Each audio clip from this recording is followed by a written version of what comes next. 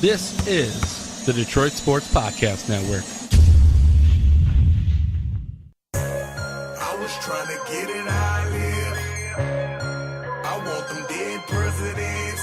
I want to pull up, head spin, get it, get fly. I got 6 jobs, I don't get tired. I don't get tired.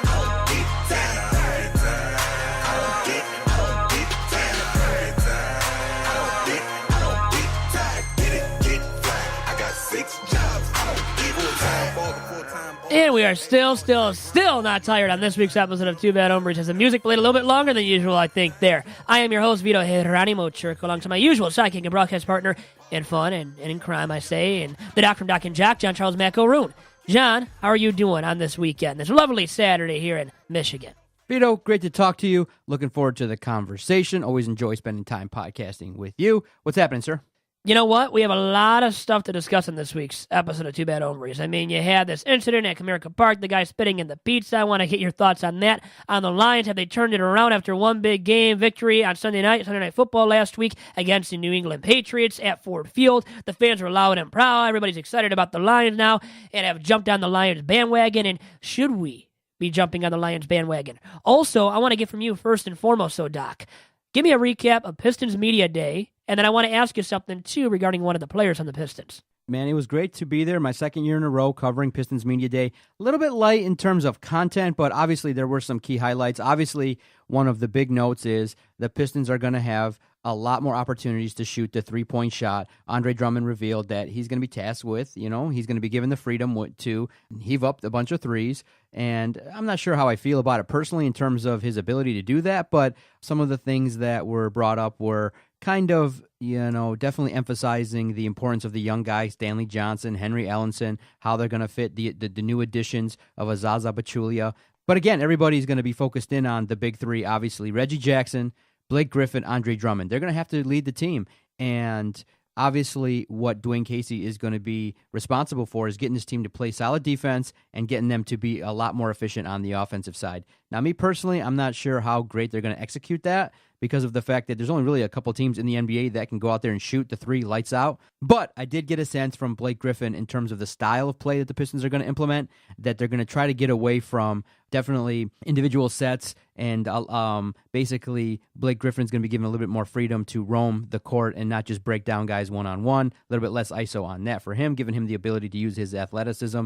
They're going to try to get away from contested two-point shots. They want to play a little bit more of an up-tempo game, which will allow the offense to kind of have the ability to find the open man and hopefully make and execute a bunch of three-point shots. But that do you think so? Let me cut you off. Do you think that really will happen? No. Success? No, I think that, for a team to shoot 45% from threes, there's only a couple guys in the league that are just that solid at doing it. The Pistons have guys. I mean, Reggie Jackson, Blake Griffin, Reggie Bullock can execute that. Can they go out there and shoot that at a great clip? I think defenses in the league can figure out ways to stop it. But if that's the game, I mean, if you make more threes and you make them, then you have a chance to win. But I think for the Pistons to be successful, if they can clamp down a little bit more on defense, get some more rebounds, and have the opportunity to have some extra possessions and stick in a couple more games, they can get to 43, 44 wins. I don't think that asking for 4 more wins than last year is a devastating request. So it was fun. I mean, I was in the mix. I asked the questions. I'm more comfortable in these media rooms,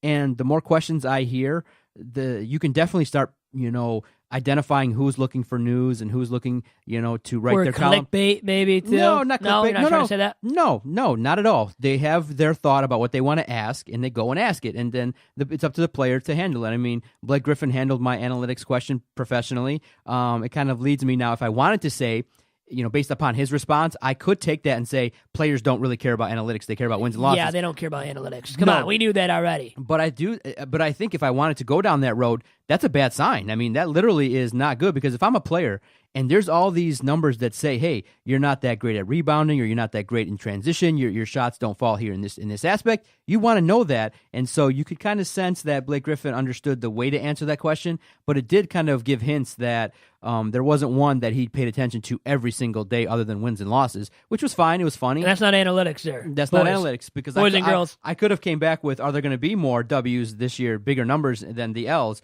But it was a great question, I thought, and I just wanted to be part of it. I like going down there. I like seeing, the new players in their uniform. So all in all, it was a good experience. So you saw the uniforms. You like the uniforms then? It looks solid. They look good. Look good to you, Doc. So you were there for Media Day. Dwayne Casey, Ed Stefanski. He looked good? They look good? I would have wished that Tom Gores addressed the media, but he only does it a couple times a year, but he wasn't there. He wasn't there. Wasn't there? How many games will he show up to this year? Over or under 5.5, Doc?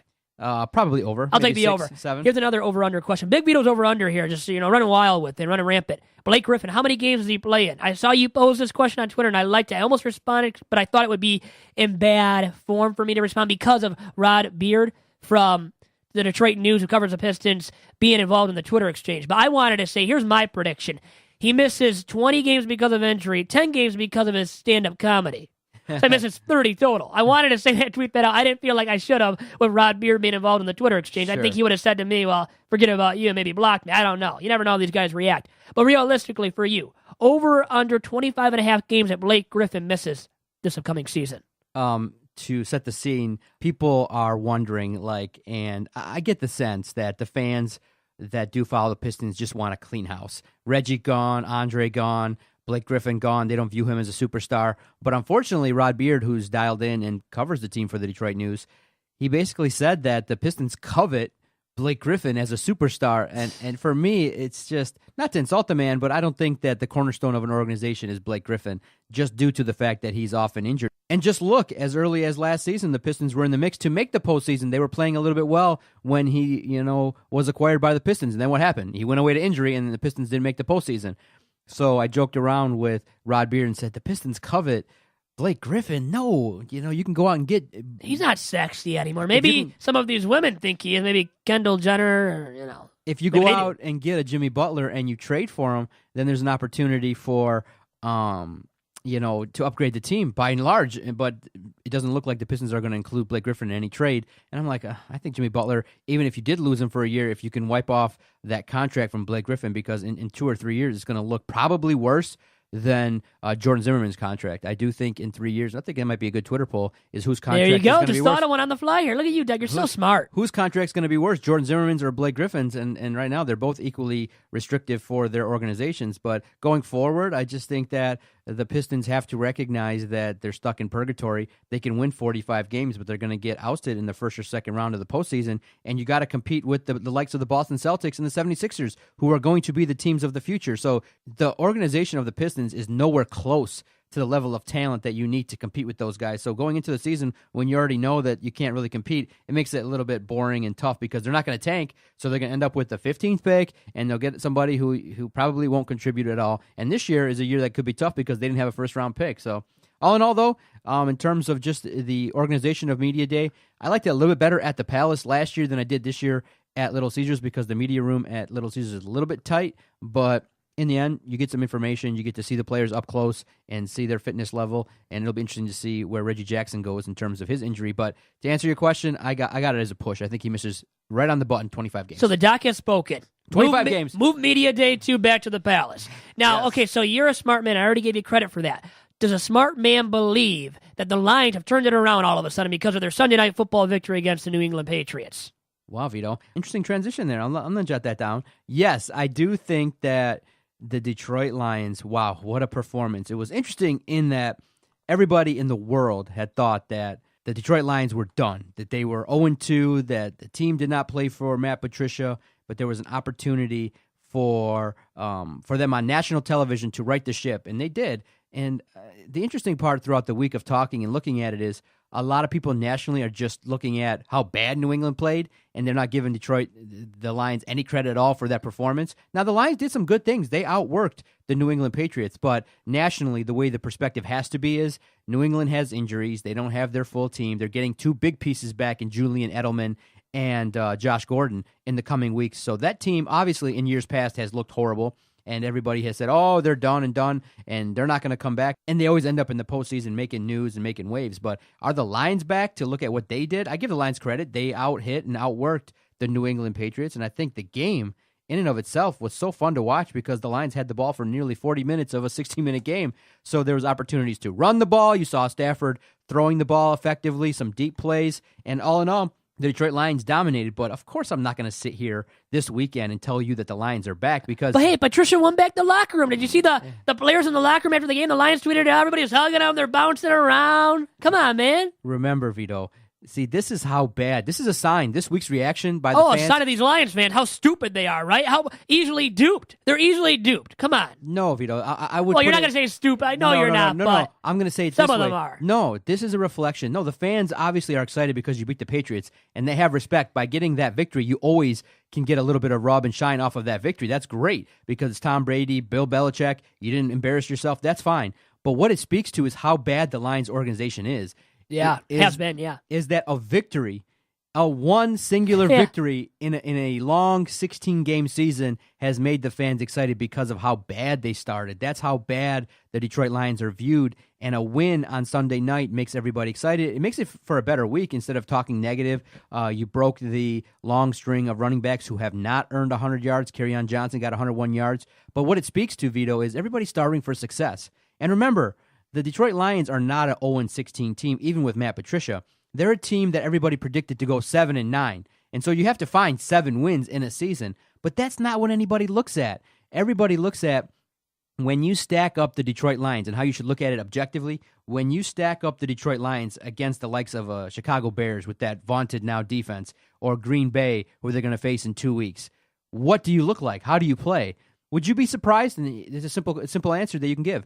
Would you be surprised on Sunday versus the Cowboys, 1 o'clock, where the game comes and the Lions revert back to playing bad, missed opportunities, penalties, where they lose a game like 20-17 and don't look as effective? Ezekiel Elliott runs for 160 yards, and Dak Prescott gets back on track against the Detroit Lions. Would you be surprised at all? No, because they're a huge tease. They tease you with this performance on Sunday Night Football, getting the W against the vaunted New England Patriots, who, by the way, not to spurn all you fans out there of the Lions, the Patriots aren't as good as they used to be. So this victory doesn't mean as much. I know it's Brady, I know it's Belichick, all their Super Bowl championships and history and tradition there. But still, this Patriots team not as good as other teams in the past.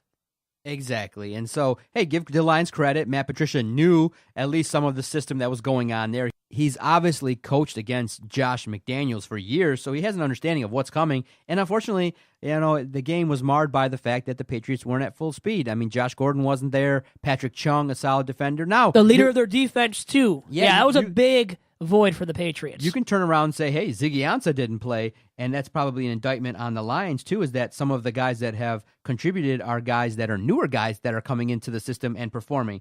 And so that's what's going to happen this year. It's a year of evaluation for the Lions. They're going to find guys that are going to be system guys, but I'm definitely appreciative of the swagger that they brought. They out-hit, they outworked the Patriots. I just need to see it for 2 and 3 and 4 and 5 consecutive weeks because, look, a team like the Kansas City Chiefs, they're rolling. Their quarterback, Patrick Mahomes, out of nowhere, has come in and has thrown 13 touchdowns versus 0 interceptions. That's unbelievable, and he's performing well via the offense. But can the Detroit Lions sustain that? I want to see that running game be sustained, and if that's the way they got to approach winning, fine. But you can't sit here and say that they're back. No way. I'm just going to take it one game at a time. I had them going 7-9. Early on, I think my prediction was 10-6, but then as you look at the draft and the schedule and the lack of improvements that they made across the team, I think they're still in that 7-9, 8-8 range. They're not going to be awful, not going to be terrible. They'll have growing pains, but next year will be the year you have to be super hypercritical. If he doesn't get them to the postseason next year, you put Matt Patricia on the hot seat. You always get a year, at least when you know the relationship between Bob Quinn and Matt Patricia. But of course, we all saw the concerted effort of the Lions PR to show, Matt Patricia. Did you see that in the locker room after the game? That's what I was speaking of, That's too. Definitely Making it look really good. Course. Oh, yeah. Of course. There's some truth in that. Obviously, they don't like working that hard compared to seasons past. But the other thing is it's a business. And why is a guy like Golden Tate going to go out there and die on the field for a team that he wants to win for the Lions, Doc. Win for the city of Detroit. But, Vito, you got to look at it like this. No, I'm joking. He knows that at the end of the year, basically, if you knew that in December you were going to be gone, you wouldn't put forth the effort. Well, that's why I've mailed it in already here. Come on. Have you listened to my interviews recently? No. Well, pretty much. You're going to have to decide soon because sponsor deals are coming to an end, and we're going to have to see if you're going to commit long term. So we'll have some announcements whether Vito stays or goes. Breaking news coming.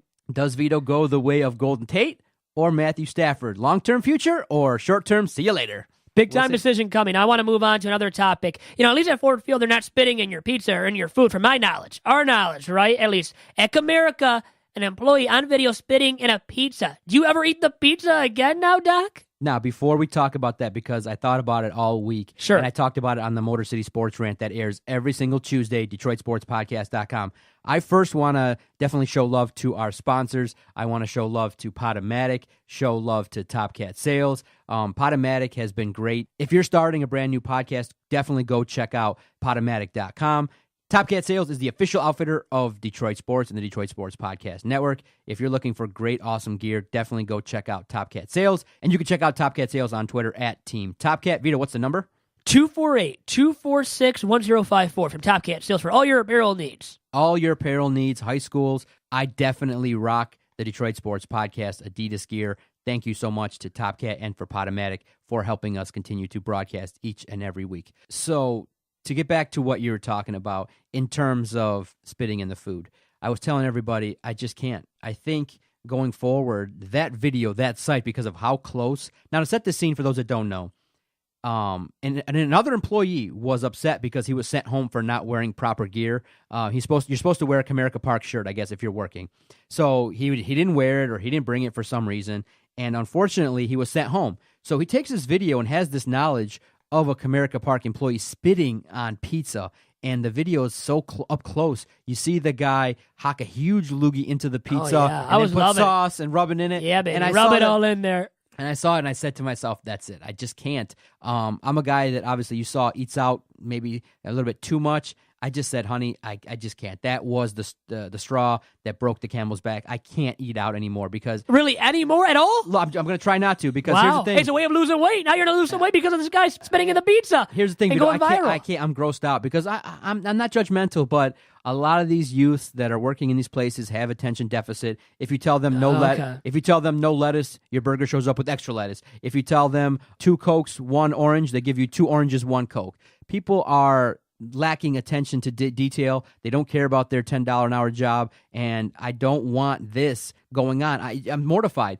Now, do I ever eat stadium food? I'm more of a pretzel guy, and I don't think you can manipulate that. I'm a popcorn guy, but I'm mortified. I'll spit in that for you if you want me to. And I'm so mortified at that video that it just has turned me off. I don't think I can turn into a fast food joint knowing that video has been replayed over and over. And thank goodness he's been charged, arrested, the individual. But it just goes to show you that what should happen, because here's the story, Vito. The vendors that are working with the Tigers that sell the pizza, they luckily shut down the stand and they got rid of all the supply of food and things like that. But that company that's worked with the Tigers has had a relationship with them since the 30s.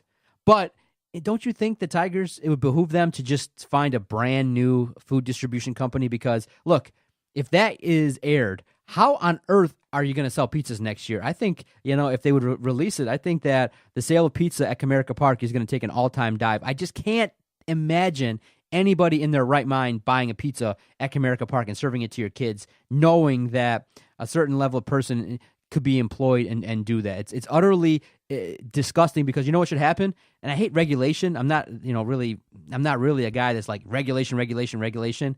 But if you're preparing food for the masses, especially in a place like a ballpark, you got to have cameras on everybody. You got to have cameras in the food station and somebody dedicated to watching to make sure that, hey, if someone does that someone sees it. Now, can you prevent everything? Probably not, but I just can't imagine that if food's prepared and I'm not watching it, then forget it. I'm just totally disgusted. Well, actually, I got to reveal some bad news to you then. What happened? Every single time I've gotten you a drink from Tim Hortons or anything, you've done something to it? I've spit into it. Oh, yeah? That's awesome. A little bit of Vito Churko's spit and DNA in that bad boy. For you, just for you, 'cause I know you love the spit.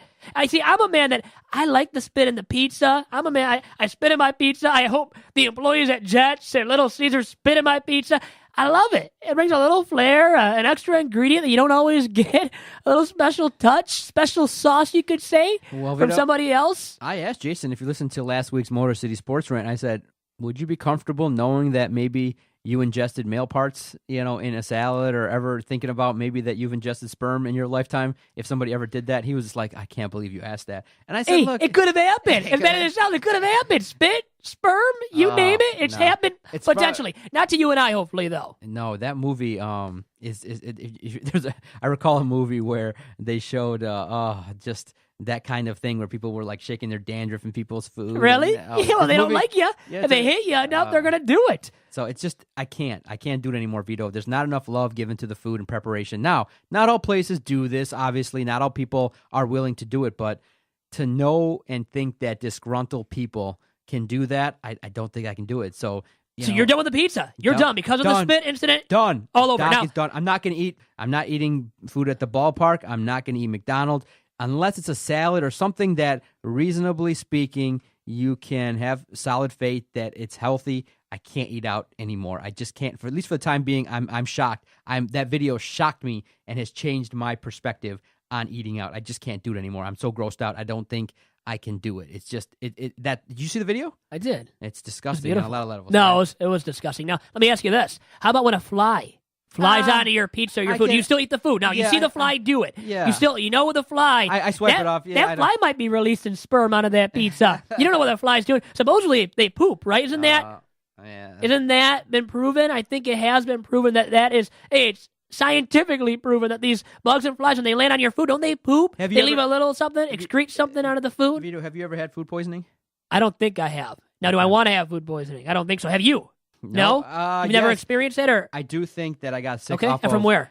Subway. I think that... Ooh, I love Subway, too. It was the day before my birthday. I was having people bad over. birthday then you had the next day. The day before, I got the crab salad. And I put it on a sandwich. Some crabs in there? Yeah, some seafood. No, the seafood sandwich, I think it was. And the next day, I woke up, my head was spinning, and I'm like, oh, my sister took me out for my birthday, my wife, and I puked in the restaurant's parking lot, and I had... Really? Yeah. Any bag?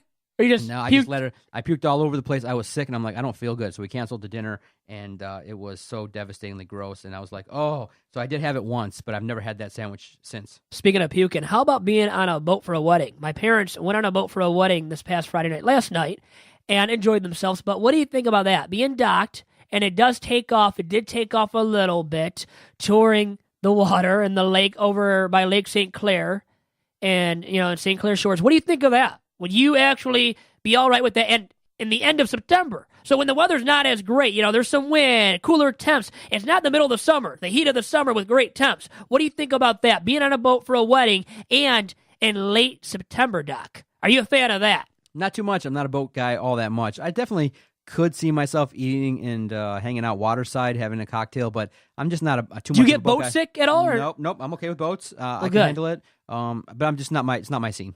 So I found I'm going to release some news really quick. Speaking of boats, now this is a weird transition, but for my Make-A-Wish charity softball game that I did, third annual game, I found out that the funds of that degree, which I raised over $4,500, by the way, in totality, so a big sum of money, more than last year. I met my goal and exceeded my goal of raising north of $2,500 for this year's charity softball game that I held at Wayne State. So with all this money that I raised, it was able to be used for a kid that went on a Disney cruise.